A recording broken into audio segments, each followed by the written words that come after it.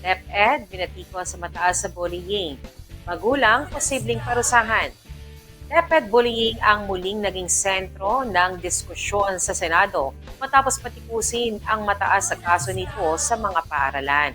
Kasabay nito, tinalakay ang posibilidad na patawan ng parusa ang mga magulang ng mga batang sangkot sa pambubuli.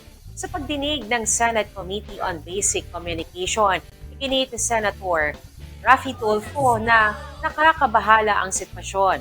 Anya, nananatiling mataas ang kaso kahit may umiiral na Anti-Bullying Act of 2013. Binanggit din niya ang ilang seryosong insidente na may matinding epekto sa mga estudyante. Samantala, sinabi naman po ni Senator Bam Aquino na kailangan palakasin ang preventive measures. Dagdag pa niya, dapat mas mabilis ang aksyon ng mga paaralan sa ganitong kaso.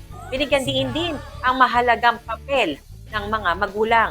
Ayon sa datos ng EDCOM2, laganap pa rin ang bullying sa bansa. Halos 63% ng mga grade 5 students ang nakararanas nito lingguhan.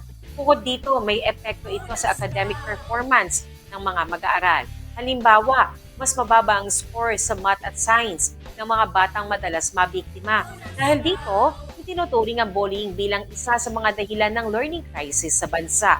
Gayunpaman, may kakulangan sa guidance counselors sa mga paaralan. Sa kasalukuyan, malaking porsyento ng mga posisyon ang hindi pa napupunan.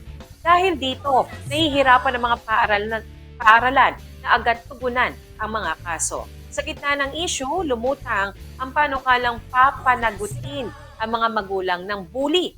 Isa sa mga mungkahi ang community service sa loob ng paaralan. Layunin nitong palakasin ang disiplina sa loob ng pamilya. Ayon pa kay Tulfo, hindi dapat maging reactionary ang sistema. Sa halip, dapat agad kumilos ang mga paaralan at otoridad. Kabilang na nga po dito ang agarang pakikipag-ugnayan sa mga magulang.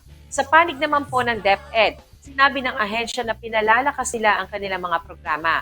Kabilang na nga po dito ang pagkikayat sa mga estudyante na magsumbong at makialam sa insidente. Tinatawag itong pagiging upstander, imbes na tahimik na bystander lamang. Sa huli, patuloy pang nire-review ng mga mambabatas ang umiiral na batas. Layunin nitong masigurong epektibo ang mga hakbang laban sa problema ng bullying sa bansa.